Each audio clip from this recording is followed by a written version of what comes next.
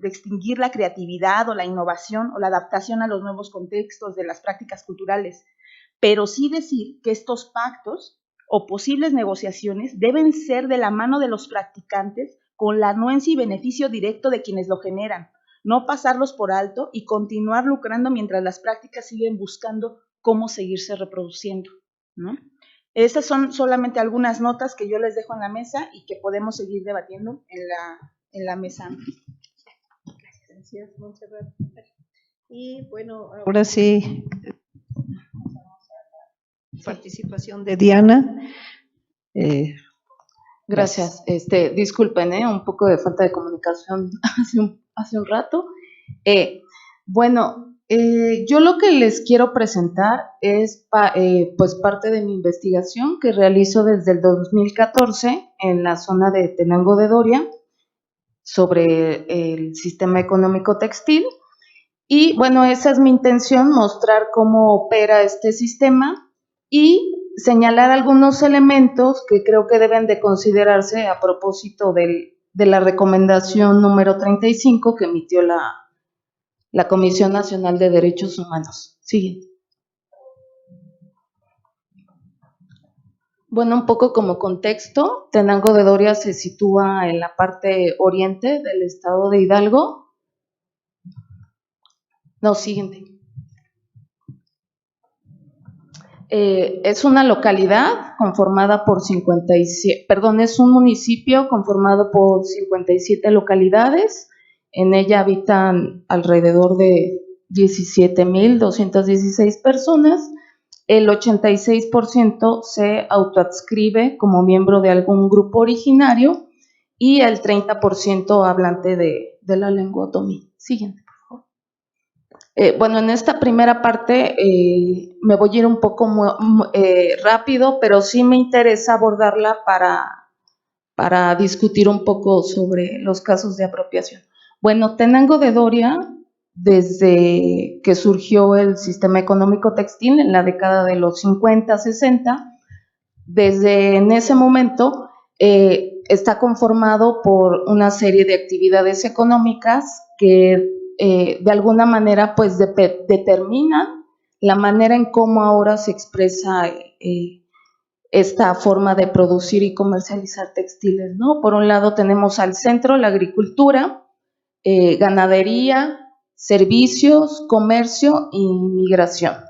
He de decir que a pesar de esta variedad de actividades económicas, la población, de acuerdo a las estadísticas, presenta el 79.4%, se encuentra o presenta índices de pobreza. Bueno, entonces tenemos que a partir de estas actividades económicas, que además no han variado mucho con el tiempo, en estas combinaciones que realizan, originan ciertas formas de producir y comercializar. Por ejemplo, en la primera, que tiene que ver con la producción en la que se acumula el capital, y ahora lo explico, son habitantes de la región que migraron o fueron profesionistas, tuvieron algún negocio previo, ahorraron durante el periodo de migración, sobre todo a Estados Unidos, y todo ese dinero lo invirtieron en el negocio, ¿no? Cuando regresan a la localidad. El segundo tipo son aquellos que se dedican a la agricultura, al comercio, también a servicios, pero servicios pues tiene que ver con, son operadores de transporte, participan en las labores del campo en tierras que no son suyas, en albañilería, plomería, etcétera, ¿no? Entonces, la producción textil ahí se realiza como una actividad más para en conjunto cubrir las necesidades básicas de esa familia, ¿no? Y ahora hondo más en las características. Y está señalado en rojo porque la mayoría de la población participa de esa manera en la producción y comercialización, ¿no? Como un complemento. Y en ciertas ocasiones tratan de juntar lo que han ganado para reinvertir y aumentar su producción y entonces pues vender en otros lugares fuera de la región. Y el tercer caso pues es gente que su principal actividad puede ser la agricultura o los servicios, o parte de los integrantes de su familia se encuentra en Estados Unidos y entonces de alguna manera ocupan ese dinero que reciben por bordar para cubrir alguna actividad, algún gasto en específico. Siguiente, por favor. Bueno, entonces les decía, en la producción para acumulación de capital, son aquellos bordadores, sobre todo los que residen en la cabecera municipal, que no significa que pertenezcan solo a esa localidad, sino también a alguna otra del municipio, ¿no? Ellos específicamente han creado tiendas y tienen talleres, es decir, que el espacio que ocupan para producir no necesariamente es una adaptación del espacio doméstico, sino que han generado pues tiendas aparte, ¿no? Por lo general producen por mayoreo y eso pues hace que también adquieran la materia prima con distribuidores, emplean habitantes de la región para que les ayuden a dibujar, a bordar, a manufacturar objetos y sobre todo comercializan al exterior, ya sea Ciudad de México, Pachuca, Tulancingo o en países como España, Francia, Emiratos Árabes, entre otros. Siguiente, por favor. En que les decía que es la forma de comercializar y de producir menos estable, porque van de una forma a otra, realizan los bordados en casa, generalmente su familia nuclear o extensa, dependiendo de los pedidos, pues les va ayudando a producir, ¿no? Producen por menudeo un poco y a veces, dependiendo de los pedidos que ellos tengan, adquieren bordados, pero ellos igual determinan el monto. Los materiales los adquieren en la misma localidad o bien van a tiendas de menudeo, como Parisina, en los centros urbanos más cercanos, ¿no? Y comercializan pues en los lugares específicos en la región, ya sea en el mercado municipal de Tenango de Doria, en el mercado Plaza de los Domingos o en los municipios aledaños, San Bartolo Tutoltepec y Huehuetla, ¿no? Siguiente, por favor. Y en el último son aquellos que les decía que es pues un complemento, ¿no? Ellas o ellos, bueno, generalmente en este modo son mujeres, pero ellas reciben de bordadores que manufacturan como los dos tipos anteriores, les entregan la materia prima, los hilos, lo bordan, les pagan y generalmente no les piden una fecha de entrega, ¿no? Sino que más bien ellas, como lo van haciendo en los tiempos libres que tienen de su actividad económica principal, pues entonces ellas van distribuyendo su tiempo y ganan en la medida en que vayan terminando el bordado, porque dada la demanda que existe al exterior, siempre hay mantas dibujadas disponibles para bordar, ¿no? Siguiente, por favor. De acuerdo al director de Cultura y Turismo de la Presidencia Municipal en el periodo anterior, 2012-2016, la población que se dedica a esta actividad está entre el 80 y 70%.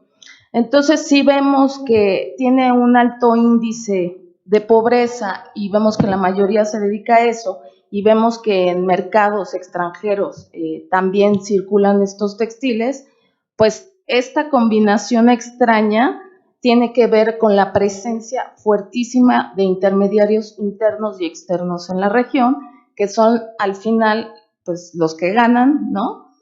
Y bueno, les pongo un ejemplo, una manta dibujada, como de este tamaño, aproximadamente dibujada, la venden en 25 pesos. Para bordarla requieren unas 10 madejas de colores distintos, que ahí suman 20 pesos más, ¿no? Y, bueno, sí suman, y yo regreso a ese lugar donde compré la manta y los hilos y me la compran en 100 pesos. Entonces verán que en realidad, y la manta pueden tardar en bordarla, no sé, unos 4 días, ¿no? Entonces verán que en realidad pues no hay una ganancia ni hay un pago de acuerdo al tiempo que invierten en la venta, ¿no? Siguiente, por favor. Entonces, de estos modos de producir y comercializar, pues de alguna manera los habitantes sí han generado ciertas reflexiones sobre el lugar que ellos ocupan en esta estructura y lo han expresado a través de ciertas categorías de diferenciación e identificación que además están basadas en la historia del textil, en la historia de la incorporación de la localidad a esta actividad económica. Depende también la localidad a la que pertenecen, la especialización que tienen y la característica de los bordados. Siguiente, por favor. Entonces tenemos que en la producción que se realiza para acumulación de capital, pues son residentes, esto que les decía, de la cabecera municipal. La cabecera municipal fue la última localidad en incorporarse. Les decía que esta actividad surgió entre los 50 y 60 y la última localidad fueron ellos, ¿no? La apertura de las tiendas ocurrió entre 1990 y 2000 y ellos nombran al textil que realizan como Tenango. Lo señalo en azul porque es importante tenerlo presente para lo siguiente de la apropiación cultural y esta separación entre la referencia de procedencia del objeto con el productor. En la economía mixta y producción para la subsistencia y acumulación de capital, tenemos que son residentes de San Nicolás, que es la primera localidad que comienza con esta producción textil, y después, en las siguientes décadas, pues continuó con las otras localidades hasta llegar a la cabecera municipal. Ellos tienen un nombre específico en otomí, que es los bordados de San Nicolás o bordado, o se refieren a ellos como trapo o cuarto o metro, que tiene que ver con la medida de la manta, ¿no? De 1 metro de manta lo dividen en 4 y entonces ya salen los cuartos, que son las servilletas, y bueno, el metro completo es el mantel, ¿no? Sí, y en la producción de subsistencia es similar, porque es gente sobre todo de las localidades, excepción de la cabecera. Sí, siguiente, por favor. Bueno, esta es la historia del textil, que ya en la mañana Rebeca nos hizo favor de explicar, y como señalaba, también se realiza en San Bartolo, Tutoltepec y Huehuetla. Siguiente, por favor. Bueno, los bordados se realizan, primero es un dibujo a mano alzada y después se borda con la técnica al pasado cruzado. Cada bordado es único, tanto por el color como por el dibujo. En cada bordado es una combinación distinta de colores. Siguiente, y bueno, es un aprendizaje de generación en generación. Entonces aquí hago una síntesis de las características que les he dicho, justo para tenerlas presentes en la parte de apropiación. Siguiente, por favor. Aquí lo que presento son los casos de apropiación que desde el 2009 vienen registrando, sobre todo un grupo de artesanos que son los que hacen la denuncia sobre la tasa de Nestlé, ¿no? Entonces tenemos el caso de Mara Hoffman, Pineda Cobalín, Pottery Barn, Nestlé, Mango, Yuya, que en algunos casos, solamente en el caso de Pineda Cobalín y Nestlé hacen referencia a otomí, pero el resto no menciona el lugar de origen. Siguiente, por favor. También recientemente la marca Datseed de Liverpool, de una tienda departamental de acá, y Alfaguara, ¿no? Estos son los casos que se han presentado, ¿no? Siguiente. Entonces, ¿qué se ha hecho al respecto? un grupo de bordadores, junto con investigadores de acá de la Ciudad de México, generó la campaña El Valor de la Firma, donde en diversos medios de comunicación denunciaron estos casos. En un primer momento solo fue eso, ¿no? Una divulgación en medios de comunicación, pues para sensibilizar y mostrarle a la sociedad mexicana la importancia de tomar en cuenta esto, porque se trata del patrimonio cultural de México, ¿no? Ellos así lo mostraron, ¿no? Después hacen esta asociación de dibujantes, recaban dibujos en la localidad, los registran en Indautor y gracias a ese registro es que pueden realizar la denuncia penal contra Nestlé, porque ven la similitud, ¿no? Entonces, en realidad, aquí en este caso, lo que se está defendiendo, pues, es una creación individual, ¿no? Del presidente de la asociación. Y la otra estrategia que generaron es el registro de una marca colectiva con ayuda del gobierno, pero en esta marca lo que registraron en realidad fue una serie de figuras de dibujos, algunas combinaciones de colores, algunos objetos, pero igual solo está protegido aquella población que está dentro de esta organización. Y podemos ver en estos dos casos que en realidad tienen que ver más con fines económicos que con la propia identidad de Tenango de Doria o de la población de Tenango de Doria. Porque, por ejemplo, en el registro de marcas señalan que cualquiera que esté dentro de la organización que tenga 5 años por lo menos de residencia en Tenango de Doria puede formar parte de la asociación, ¿no? Entonces no está aludiendo precisamente a la identidad de los bordadores, ¿no? Sino más bien a la producción en sí misma. Siguiente, por favor. Entonces, con esto lo que quiero a grandes rasgos señalar es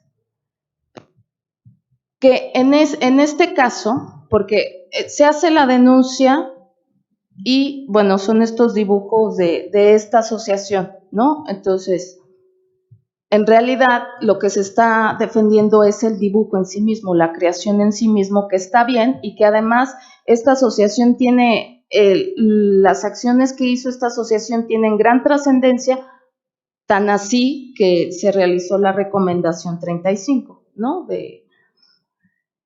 Pero sí hay que distinguir entre la dimensión económica y la dimensión cultural del fenómeno.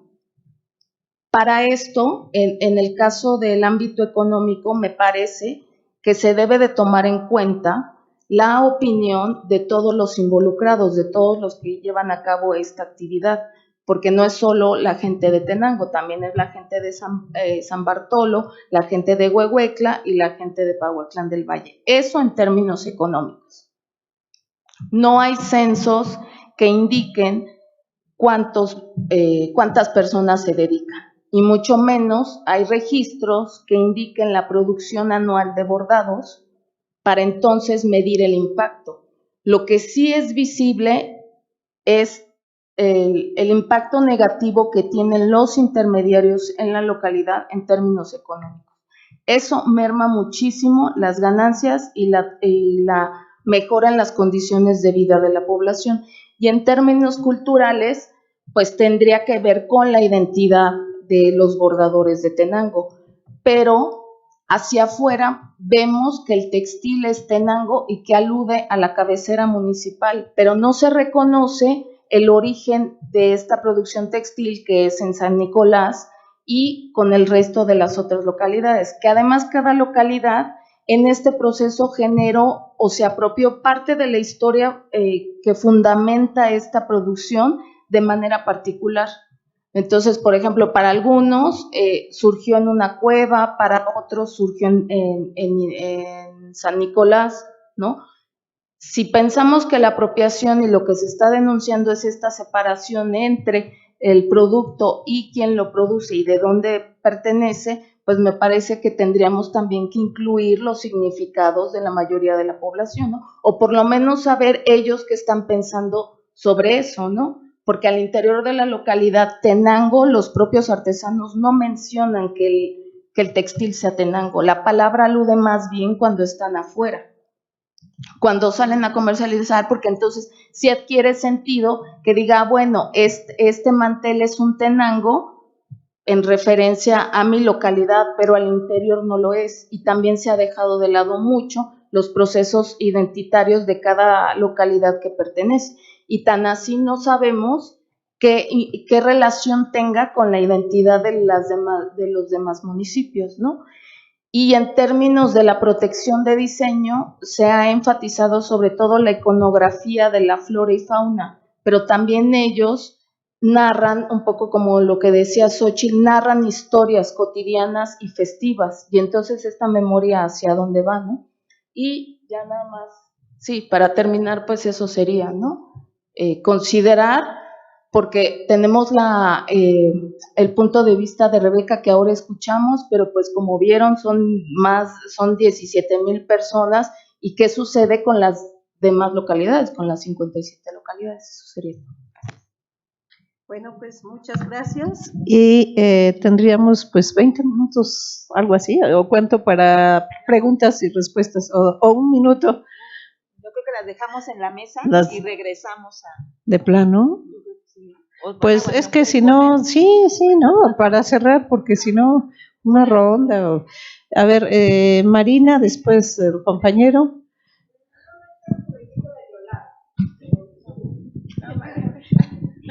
Bueno, voy a echar un rollito medio largo porque me quería yo escuchar las dos mesas, no me voy a poder quedar a la tarde. Pero bueno, yo quisiera dar algunos antecedentes en donde participamos, Amparo y yo, en algunos conversatorios